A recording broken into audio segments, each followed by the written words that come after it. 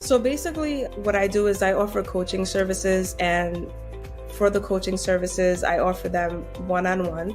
So we can meet either for 1 hour. That's like the most affordable way to do it, an hour and a half. We could do that in person. We could do it, through video, however the person feels comfortable. And I give you like a financial blueprint and a business plan for you to figure out exactly how to get to your goal. So if your goal is to flip a house for the first time, I look at your credit, not only like your credit score, but your actual profile, and try to show you ways in which you can either strengthen it or leverage it in order to get yourself in position to turn cash credit into cash and be able to pay earnest fees and closing fees and things like that. Welcome to the Aid to Assets podcast, the ultimate podcast for aspiring real estate investors. I'm your host, Tiffany Watson. Join me as we discuss real estate investing for 9-to-5ers. We'll talk about everything from money mindsets and property ownership and different strategies you can use to invest in real estate. I want to empower investors, especially those of us who are working full-time, who want to navigate the world of real estate, uncover the secrets to building wealth, generate passive income to achieve financial freedom. Equip yourself with resources from experts, practical tips, and step-by-step guides on how to kickstart your real estate journey.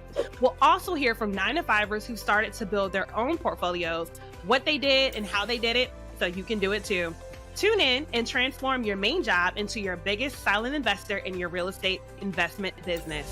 This is your Aid to Assets. Hello, everyone, and welcome to another episode of the Aid to Assets podcast. I'm your host, Tiffany Watson, and I am thrilled to introduce you to my guest today. Y'all know we are here to talk to the 9-to-5er that wants to start and scale their real estate portfolio and introduce you to the people that are going to help you do it. And today I am so excited because my guest has not only done it for herself, but she also helps people do it as well. So make sure you hit that like and subscribe button. Get those notebooks. Y'all know how we do around here. You need to take some notes so you can execute. So, hi, how you doing? Welcome to the Aid to Assets show. Hello, how are you? I am wonderful. Thank you so much for joining. Why don't you go ahead and introduce yourself and let the people know who you are, what you do, and where you are. Well, who I am is Ronia Blue Azul Peguero. I go by Blue Azul. It's a lot easier to pronounce. Some people just actually call me Blue. Some people call me Azul. So whatever you're comfortable with. And as far as where I'm from, I'm born and raised in Providence, Rhode Island. My parents are Dominican. So basically, I'm a Black person who speaks Spanish. And as far as the last question, what I do a lot of things. I have 4 different companies, but my main focus right now is real estate investing, coaching, and yeah. That's it, pretty much. Love it. Thank you so much, Blue. And so one of the things before we even jump into all the fun stuff about these 4 companies, because y'all know we're going to tap into that because I don't want to hear no excuses about I don't have time. We like to start with receipts here. So why don't you tell the people a little bit about the real estate investing you've done and the people that you've also helped as well? Sure, of course. So I started real estate investing just a year, and it's going to be 6 months and 2 weeks. So I'm 2 weeks out from a year and a half. And in that amount of time, I've acquired 5 properties for a total of 6 units. And I have 1.75 worth of assets combined. So that's what I've been able to do. In July, I was told that I should start teaching people what I'm doing to kind of help them, get past that fear and take those first steps. So since July, I've started doing master classes, just talking to people about my experience and what I've done and how I've gotten there. And I've done 3 master classes, and then I just started a webinar last week. I've had good registration for that. A lot of people signing up for the free webinar. And then I actually designed the course as well that tells you exactly how to go ahead and flip a house. So on top of those, educational products that I'm creating, digital educational products, I'm also doing one-on-one coaching. So I've been able to work with my students. One student, we started working on her credit, and she only had like $100 credit cards, right? She's older than me. She's like in her 50s or 60s, and she's only had $100 worth of credit cards, like $200 credit cards. So within 1 month, we were able to get her $15,000 in credit cards and credit card in credit so that she was able to access it if she needed to tap into a property.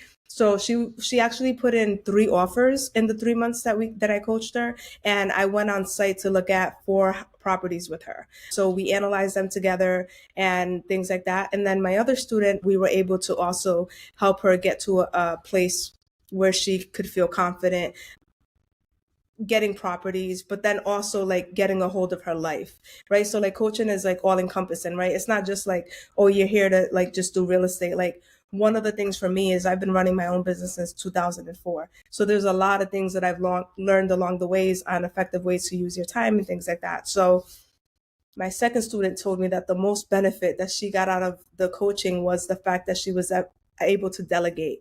So now she has somebody cooking for her. She has somebody who's going to be cleaning and somebody doing her laundry. So those are 3 things that were consuming a lot of her time. And now she's going to be able to free it up and, be able to do more things. So, and then my other student that I also started working with, we actually just went to our first project together today. So we're doing a flip. I'm helping her do her first flip. I'm mentoring her through it, and I'm also partnering with her through it. So not only are we we went on a deal together, but then I'm also helping her and teaching her along the way. And she got to overcome that fear of her first flip. So it's very exciting. Very cool. Very cool. Thank you so much for sharing all of the amazing work that you're doing. So I want to make sure we circle back so that folks don't miss anything. You said you've now been investing in real estate for almost a year and a half, and you have 5 units, 6 doors, totaling $1.75 million in assets. Did I get that right? Correct. Y'all, a year and a half. Your life can change drastically in a year and a half. So let's start there. What made you want to get started in investing in real estate? So I've been researching it for a lot of years, definitely over like 20 years. I've been researching real estate, and I never took the steps, right? Like it's called analysis paralysis. So you keep researching, and then you just are afraid to actually take that first move. So I do really good when like my back's up against the wall or I have to figure something out. You know what I mean? Like I always figure out a way to make something better when I'm in a bad situation. And so the first time I accidentally, but not really accidentally because there's no accidents, but the first house that I purchased was in 2012. And when I purchased that house, it was literally like a business move that me and my wife did, where we didn't want to spend $20,000 at a venue in order to just be there for 4 hours. And then what was the purpose of that? So we said, let's just buy a house instead and just have a backyard wedding, which is exactly what we did. And that first property, I learned so much because I added so much value to the property and I renovated so many things. And I could tell you about that. There's a lot to it. I talk about it in my webinar. There's a lot to it, but the property was $55K. I got it for $27,500. I put $80,000 into it through lead programs and different things that were given to me. And then, all right, so I'll tell you. So I got a $27,500 credit for the Good Neighbor Next Door program, which is for teachers, firefighters, and police officers who want to buy a house from HUD. They give it to you for half the price. So then I also got a $15,000 forgivable lead loan from the city that I'm from. Definitely look for lead programs in your city. So I got $15,000 for that. They gave me another $4,000 credit for lead.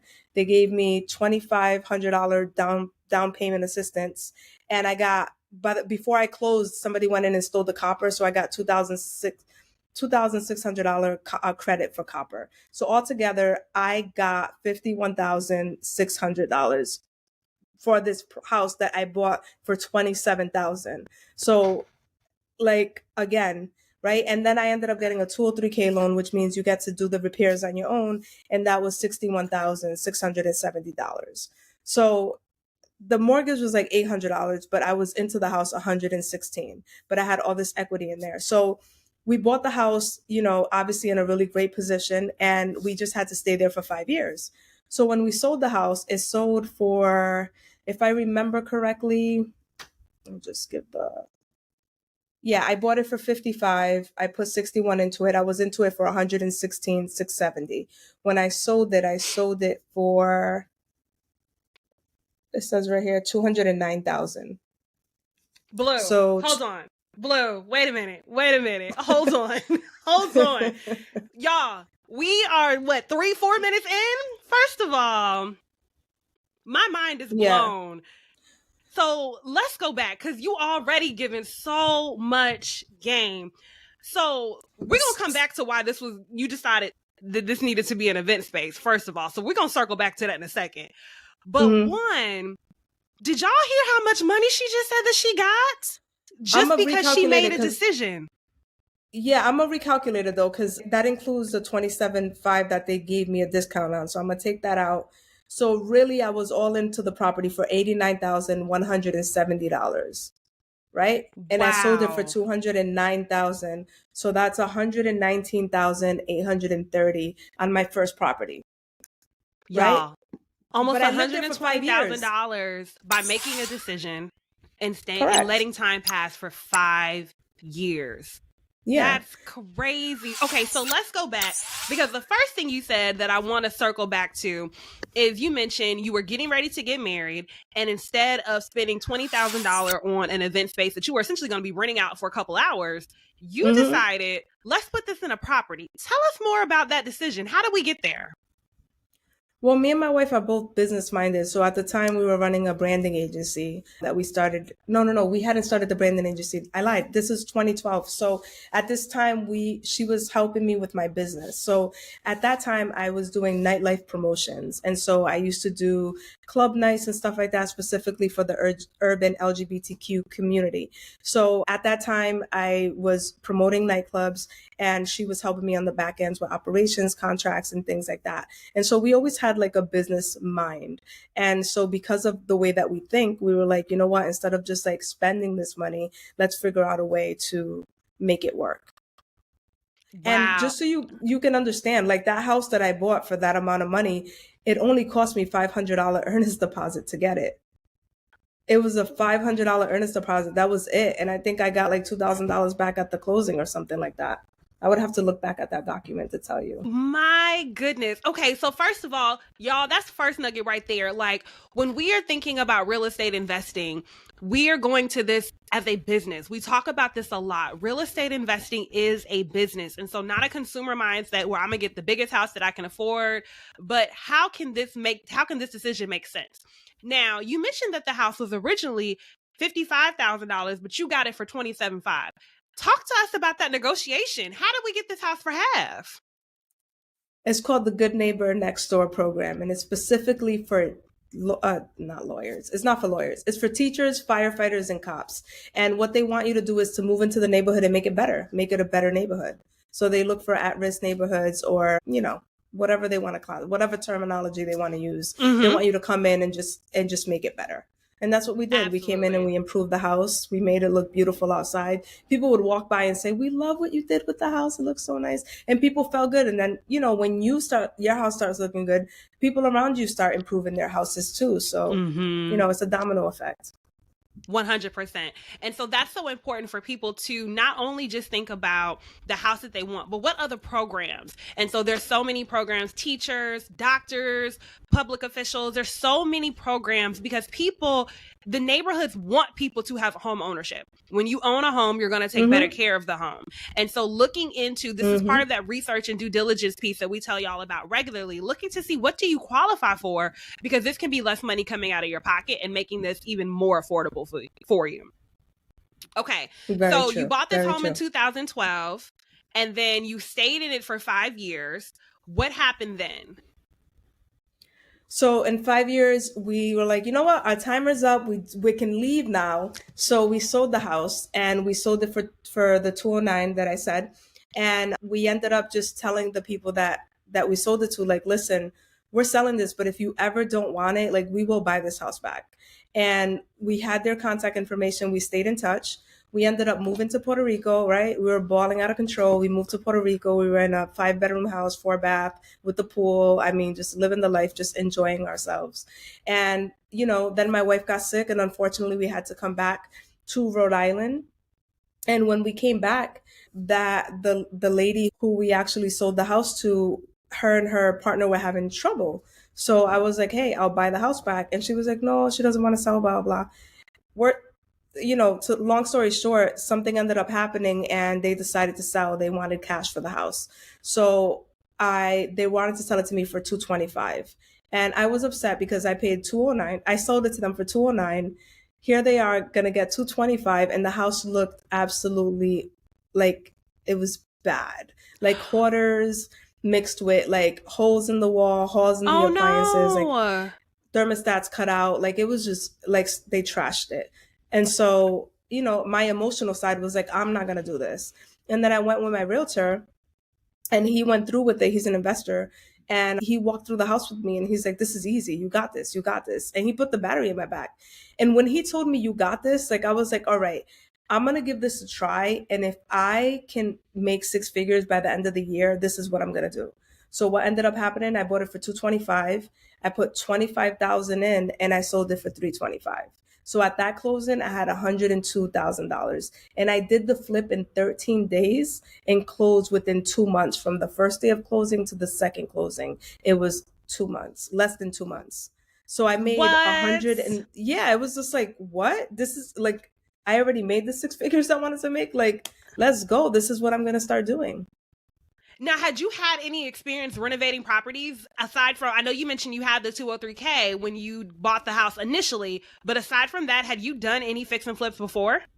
No. Aside from that, I hadn't. No, not at all. That first property, we were so hands-on with the contractor. We were picking out fixtures. We were doing a lot of the work. Now in hindsight, we did a lot of the work. So, yeah, no, I didn't have experience outside of that. Wow. And so for those who aren't familiar with the 203K, can you tell them a little bit more about what that loan program is and why it can be helpful? Yeah, of course. I think 203K loan is an excellent choice for first-time home buyers. And the reason why is because a 203K loan it's not like you're going to give the contractor the money and they're going to run off with it. What it allows you to do is to be protected as a first-time home buyer. So the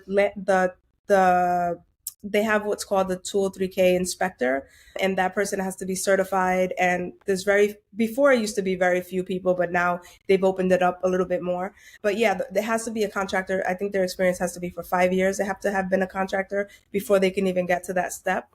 And then they have to approve the actual work that they're going to do. So the contractor is going to give the scope of work.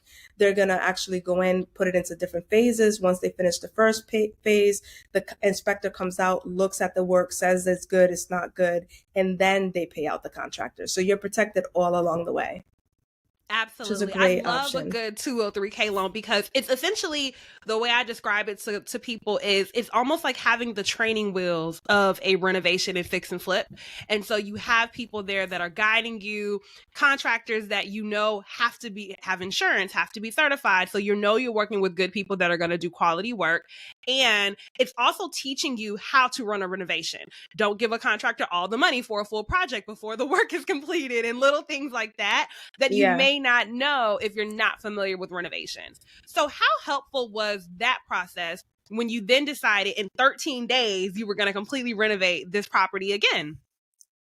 Well, it was really good because when the first time around, I was on site every day. The contractors were like, I'm OD, so I'm gonna be there. I'm gonna be looking. I'm gonna be asking questions. What's the scope? Like, what's the timeline? When's this happening? How's this gonna happen? Which goes first? Like, I'm asking questions. So all of this is for me is knowledge, me learning, right? So when I actually did my property, I had contractors. I contacted them. I had a floor guy, contacted him. Had a plumber, contacted him. Like, I knew everything that needed to be done in the house because I knew where my other contractor like took shortcuts. So I knew that I wanted to do it better this time, right? I was like, I'm going to do the heating system better. I'm going to do, whatever. So I made sure I got all the people in position before I closed. They were ready to go. So on the first day that I closed, the landscaping was already getting done, and people were like feeling the energy of like, this house is getting fixed up. You know what I mean? And I just aligned everything and scheduled everybody to work really quickly. And I'm really good at like motivating people and getting people to get things done. And so we went ahead and did that. And literally 13 days later, the whole entire project was done. And, I didn't realize that was like a thing, like that was something special until like I had like a house tour and I had people come by and like, my friend told me like, you should have people just come by and check out the house because it's just sitting there. I was like, what do I do now? I'm just waiting for this to close, right? Because it sold like this. It sold like within a week on the market. It definitely, wow. Like, it was so like easy. And so I was like, what do I do now? I'm just like waiting for this house to close. He was like, you should do a tour and like talk to people about what you did. So I did that. I did a tour. I told people, I was explaining what I did. And then somebody said, did you have a contractor? And my friend that told me about it, who's been, more involved with investing for a longer time than he said she was the GC. And I was like, GC? He said she was the general contractor. And I was like, oh, is that what I was doing? Like, I didn't even know. So then my other friend was like, you should go make it official. So legit, like I went and like the class was the next day. I took the class. I got the insurance the next day. And, the rest is history. I became a general contractor with $1 million policy when only $500,000 is required for the state of Rhode Island. Y'all, in the comments, I need you to type extreme execution. Extreme execution. Like, did you hear what she just said? I like that. Extreme execution. I like that. You did a flip in less than 2 weeks, and then someone realizing that you were doing work and didn't even realize this is what it was called, and people are getting paid to do this. She said the next day, y'all, she went to go get that license. The next day. Success, love, speed. Extreme 100%. Execution. I love that. That's what people got to take massive action. That's very true. I love that. Cool. Extreme execution. Okay. So you had a year-long goal that you basically, it took 2 months to close. So you basically hit that goal in 2 months because you had your six figures with that fix and flip. Yep. Now, you had the fix and flip, but now it sounds like you're holding some properties. So walk us through like your investment strategy. How did you know this one needed to be a fix and flip, and when did that change? So it wasn't intentional. You have to be able to pivot. You have to be able to pivot, and you have to be able to, just do what you have to do in order, like you have to be flexible, right? Nothing is like set in stone. So the second one I thought was going to be a flip. I finished that one in 17 days and it was staged, right? So I put it on the market. By that time, it was October of last year. And that's when the interest rates were going up and everybody started getting scared. And I was getting lowball offers. And lowball for me was like, it was off by like 20 grand. Like I literally should have probably sold it. But in hindsight, like, yeah, I would have sold it a long time ago, but I didn't understand. Like, it was like, no, I want this much. Like I had just had this easy experience before.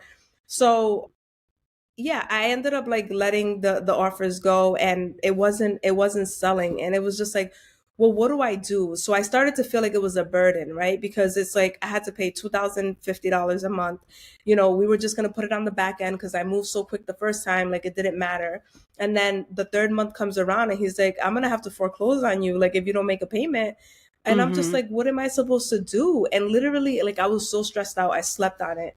And it was like, how do I turn this thing that feels like a problem into an asset? I was like, this is an asset. Like, this is something that can actually create money for me. Like, why am I thinking about this as if it's a burden? So there was another program that I found out about. It's called the Landlord Incentive Program. And they were doing it worldwide, nationwide. Sorry. They were doing it nationwide this last year. And basically what it is they give you, in my case, they gave me $4,000 just for giving an opportunity to a homeless or a recently incarcerated family member, a family who has somebody like that in their family. And so, to give them a second chance. And I believe in second chances. So I was like, okay, I can do this. So he's like, yeah, we give you $4,000 to get them in there, and then another $4,000 per unit. My little head started thinking, like, if I get a 12 unit, I'm gonna get $4,000 per unit. I can make, like, I started thinking about all these things I was gonna try to do. But anyway, so I did it for that. And then they give you first month insecurity for rent. So I ended up getting like $12,000, like off the bat. And I had a tenant. So now I was getting $2,500 a month, and I was able to service the hard money loan plus catch up with the old payments. And so that's been going on till today. Like the tenant is still in there. I'm still servicing it through a hard money loan. Yeah. It was supposed to close November 1st, and she didn't find another apartment. Somebody backed up 3 days before closing that she was going to move a place, and they just ended up like changing their mind. So we just found a new guy 2 days ago. And the place is vacant, ready to go. So by tomorrow, I'll know, Section 8, we're just going to get an inspection and transfer it over to the new guy. And then we'll be able to close at any minute. So hopefully like this week, my intention is to close this week on that property. Wow. That's what I want. So I love what you mentioned, because a lot of times when we get in these situations, especially for a lot of my audience, they're newer investors. And so we're working Mm-hmm. hard to create a plan, but we can get really tied to that plan. And we're thinking that it's going to be A, B, C, D. This is how it's going to work. Yeah. And we know that is Yeah. not that is not the case. Never. So tell Never. us a little bit about how, because I love the way that you were able to reframe. Like you were like, this is stressing me out when this should be an asset. And how can I make this Mm-hmm. an asset that is making me money? Tell us about how you were able to get in that frame of mind instead of only seeing problems and letting the stress overwhelm you. It's just who I am naturally. I'm just very optimistic. I try not to look at things from a negative light because then I'll Mm-hmm. drown in negativity. And so I try to always look for the light. I try to always look for the positivity. I try to always look for that feel good feeling. Like, you know, sometimes a problem is an opportunity. It's an opportunity to do something different. And when you get uncomfortable, like that's when you're doing what you're supposed to do. Like that moment when you get like a little scared, like it's because that's what you're supposed to be doing. And once you do Mm-hmm. it and you get past that fear, things just get so much better. And that's what I've been able to see. So it's like, Mm-hmm. why wouldn't I keep pushing and why wouldn't I keep trying to get to the next thing? Hey y'all, Tiffany here. Are you looking to purchase or sell real estate? As you know, I'm your aid to assets, and I want to help you with all of your real estate endeavors. Whether you're local here like me in the Fayetteville, North Carolina area, I can then help you purchase or sell your next property. If you're looking to purchase or sell outside of North Carolina, let me know too. I can still help you. I have a team of agents all over the country that I can connect you with to partner on your next deal. Let's get to the closing table, y'all. We buy our way to wealth, whether that's buying right or selling better. Can't wait to hear from you. Click on the link in the bio if you want more information on how to personally work with me or an agent on my team. Talk to you soon. I love your optimism. I tell people nothing is going to stretch you like entrepreneurship. And as we are becoming a real estate investors, this is an entrepreneurship endeavor. And so being willing to push past that uncomfort, one of my favorite affirmations I tell myself is I believe in my ability to figure it out. And so regardless of what it is, there's always a solution if I'm willing to focus on what that could be instead of just drowning in what isn't working. That's very true. Now tell us, how are you finding the property that you're wanting to purchase? Where are you going for your deals? They come to me. I'm actively looking though. Like I'm not gonna lie. I am constantly vigilant. Like I am on it. But yeah, they come to me. I make sure I tap into I think network is important. And a lot of people don't like really take their network for granted. I'm gonna check my phone real quick. And I'm going to tell you that I have in my phone, you're going to see it up top there. I don't know if you could see. Is that 7,000? 7,201 contacts in my phone. The stress, the introvert in me, the stress I just got. The introverted you. I'm extroverted. I've been like this since I was a kid. My mom said at 2, I used to have full conversations with strangers. So I love meeting people. And I love not like when I meet people, I try to learn what they're good at or what they do. And I always like categorize them by that. So if I type in photographer, I'm going to have a bunch. If I type in like whatever, you know what I mean? So I've been always building up my database of people so that I know who to call when I need something. Because I love putting money in people's hands and I love like giving back and I love like supporting people when they're starting their businesses and things like that. So yeah, I have a large network. So I have a list of wholesalers, which are like, I consider them like army people, like the army, you know how the army is always frontline. Like I consider like wholesalers frontline people. So they're going to go out there, they're going to do the work and get me the deals. And they know that when they come to me, I'm going to close, I'm going to actually buy it. I'm not going to BS them. And so I utilize them to bring me deals. And then, so the first deal, I got it because I owned it. The second deal, I got it because the guy working on my floors, his wife is a realtor. And I told her, I'm looking for my next deal. So she brought me my next deal. The third deal, I got it from a wholesaler. It's like, they're like an assembly line wholesaler. Like they have a whole like system that works really well. They're huge. They're like the biggest wholesalers in my state. And then the fourth deal, I actually went out of state. And then my fifth deal, my cousin, and the 50, so The fourth deal, I went out of state, and it was my realtor that was one of the houses she was trying to sell. And I knew the backstory and what was going through happening with the client, so I was able to negotiate and get a good price on that. And then my fifth, wait, where am I at? So one, two, three, four. So my fifth deal was my cousin who brought it to me, a girl whose parents passed away and she didn't owe anything on the house, but she wanted to get money out of it. That's a story because I still haven't closed on that, but I have a contract on record. And then my next deal is the one that I just went to go see today for the first time with my two partners. One of them is my student, the other one is a contractor. And that one, it was somebody who slid in my DMs and sent me a deal for me to purchase, and right away I knew I wanted it. So yeah, it's not that I have like tenants in all of them, it's just that they're, all in different phases. Absolutely. Absolutely. So letting people know what it is that you are looking for and what you do, but also learning what people do. So that way this can be a reciprocal relationship and you know who to call for what, whether it's real estate investing or other needs. I love that. Correct. Now, one thing you mentioned was the landlord incentive program. And you mentioned that this was an opportunity to give a second chance to someone who either had a family member that had previously been incarcerated or in a different situation. Tell us a little bit more, because I imagine I have some listeners that are nervous about even considering something about that. So tell us more about that. I mean, I think there's a lot of prejudice and there's a lot of preconceived notions with people. At the end of the day, we're all people. And at the end of the day, if you were to be judged based on the actions that you did as a teenager, like what would people say about you, right? Like Mm-hmm. in my time, we had AOL dial up, but there wasn't like that instant, like internet access, like, ability to like document everything that you're doing the way that it is now. So at the end of the day, like we all come from different backgrounds, right? So I think people make mistakes, and I think it's okay for people to make mistakes. I think that when you meet people, I follow my intuition, and when I met this woman, I knew that she was a good woman. Like I knew that she was just in not the best circumstances, and I didn't even know her real history until I was trying to help her get an apartment, and I did my own little background check on her, and she had like 30 counts, like criminal counts. And I'm like, if I would have saw that, I would have judged her. I would Mm-hmm. have judged her. And Mm-hmm. I understand what those counts are about. She used to fight all the time.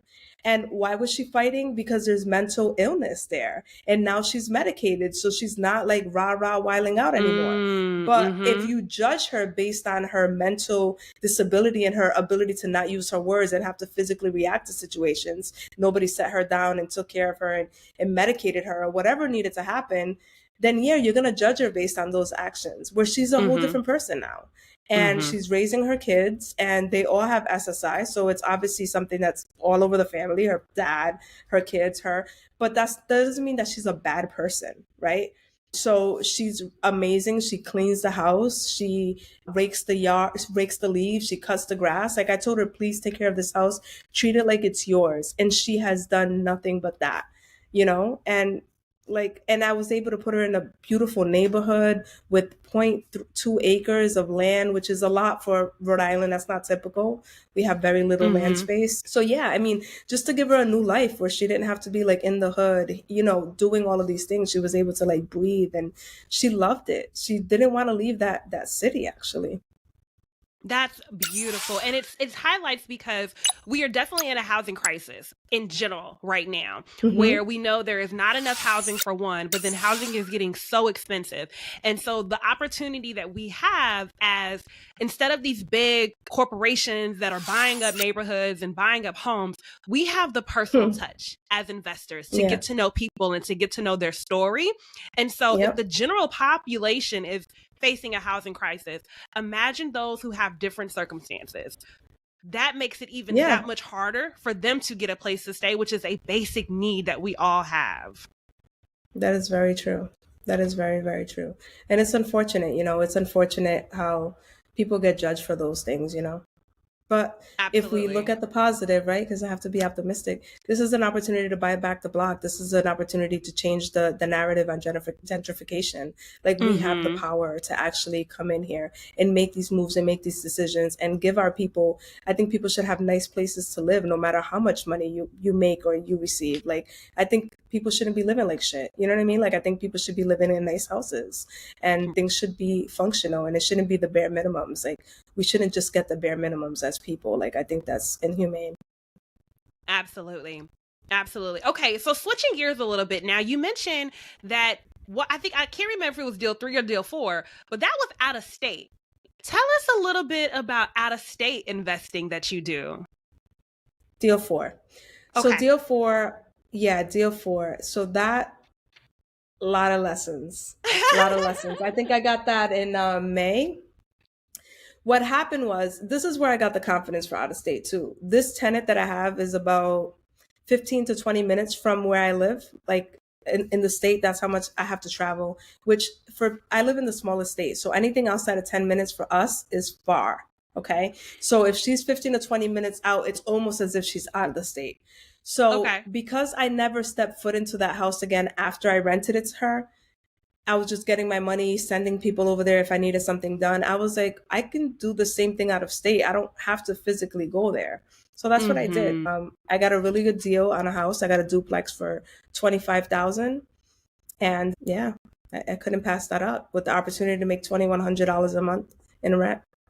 Section 8. Now, I just want you to say that again because people will tell me regularly, Tiffany, in this market, there are no good deals. And you got this house when? Girl, that's a lie. There's deals. There's deals. Listen, deals come from three things. They come from death, disaster, and what's the other one? Another deal, Divorce? divorce. So death, disaster, and divorce. Yeah. And so when somebody passes away, a lot of people don't want to deal with the house. They'll take cash for it and they'll take money that less than what it's worth because they don't want to fix it up, put it on the market, wait for it to close, all of that. They just want money and they want it quick. So that's a deal opportunity. Another one is when people are getting a divorce, they don't want to, again, go through the whole thing, wait for somebody to put in an offer. They want to just get it over with. It's an emotional thing. Give me money, you take yours, I take mine, let's get out of here. And then disaster is when a landlord has a headache or doesn't want to deal with the tenant anymore, or this house has this broken, or I don't want to deal with this. And those are other opportunities for you to get a house at a discount. And when you're in those situations, if you can see the vision beyond where things currently are, and I'm a futurist, I can always see. I live ahead. I don't really live in the present. I live always in the future. So I'm always able to see beyond what's really there. So for me, it's a no-brainer. There's deals all around us. There's people in hard situations all around them. If you can help them and get them in a better situation, then there's a deal.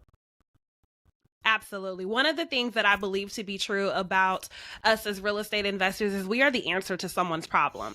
And so when I think about investing, I am not buying houses to then charge exorbitant amounts of rent, but I am helping to alleviate stress. We know one of the most common stressors that people have is money management, just being in different situations.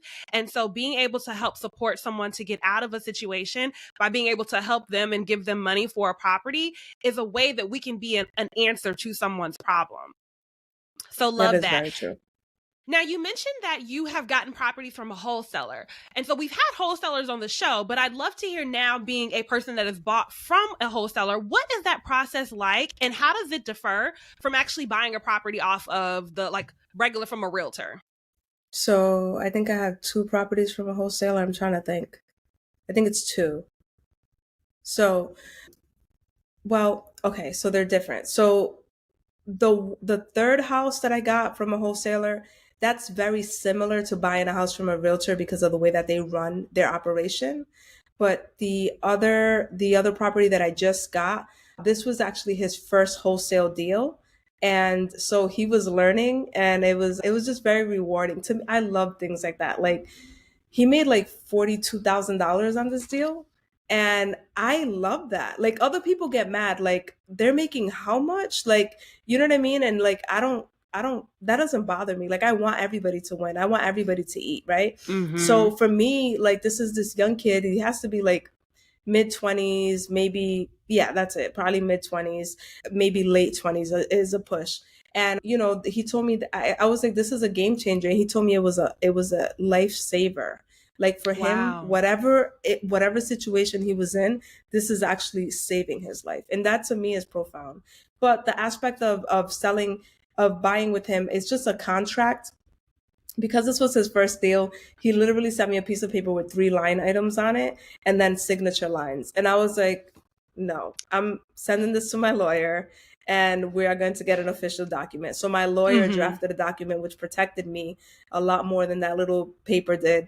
And so basically what the way my lawyer wrote up the contract is that it allowed for the person who's selling me the house to have to pay for taxes, water, electric, any outstanding thing that's on the lien. He has to take care of it, so I don't pay anything beyond what I offered to pay for it. Mm-hmm. So I bought the house for 280. I believe he bought it for like 230, 234, something like that. So he bought it for 234. I bought it for 280. It's worth 450. Wow. Wow. Yeah, Y'all, there are deals that's the one still I went out to go here. see today. Yeah, 100%. And the house is Lo- it's in a beautiful neighborhood. Like we like all of us that are in the deal. Like we were just like, are you serious? Like this is gonna be so easy. Like this is gonna fly. It has a freaking pool in the back. Yeah, it's nice. It's oh nice. my goodness. Yes. Okay. Now, are you managing all of these properties on your own? When you say managing, what do you mean by managing? Like, do you have a property manager that is overseeing them, or are you are self-managing as a landlord? I just have well, I don't want to self-manage as a landlord, but I have one property and it's very easy. Just that I just have I mean that one tenant. The one in Ohio, I'm going to be renting it. Obviously I'm going to need a property manager because I'm not there, Mm-hmm. but I'm just renting it in order to make it a turnkey for another investor to come in and just buy it with Okay. tenants in it so that they're making money from the first day. Very So it's cool. going to be a Very, short a very cool. short-lived property management situation. Okay. Okay. Awesome. Now tell us, because you mentioned that you have a program that you offer and you have students that you work with. Tell us a little bit about your program and how that works. So basically, what I do is I offer coaching services, and for the coaching services, I offer them one on one. So we can meet either for 1 hour. That's like the most affordable way to do it, an hour and a half. We could do that in person. We could do it, through video, however the person feels comfortable. And I give you like a financial blueprint and a business plan for you to figure out exactly how to get to your goal. So if your goal is to flip a house for the first time, I look at your credit, not only like your credit score, but your actual profile, and try to show you ways in which you can either strengthen it or leverage it in order to get yourself in position to turn cash credit into cash and be able to pay earnest fees and closing fees and things like that. Also have the knowledge on how to build business credit. There's just a lot of information that I know as far as real estate is involved, running a business, that I can give somebody all the plays, how to create an LLC, what are the steps that they need to do in order to get themselves in position, whether it's there's a lot to it. So like I don't want to get into every detail. Every person is different. So I Mm-hmm. can do that where I give them an exact plan for them to take it and follow it. It's an exact blueprint for them to take it and follow it on their own. If they need a little bit more hands-on one-on-one time, then I have a 3-month package. And for that, it's a little bit more involved. There's a little bit more to it. We meet once a week for an hour. No, not once a week. I'm sorry. Every 2 weeks for an hour. And I give you homework at the end of every class. And then the next time we review what the homework is. And then I give you more.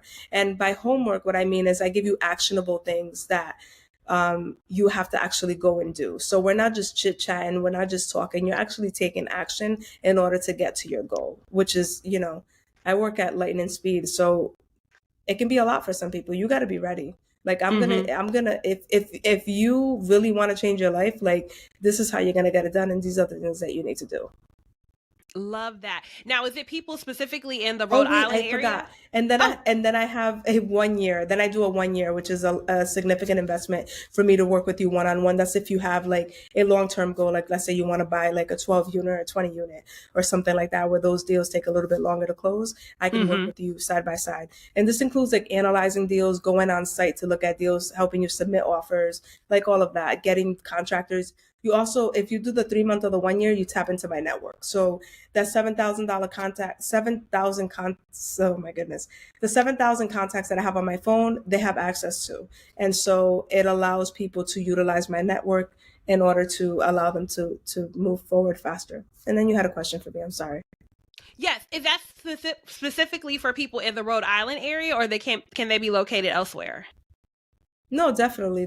I've talked to people in Florida, a few people in Florida. Yeah, they can be anywhere for sure. Love it. So, y'all, there will be details if you are interested in any of Blue's program offerings.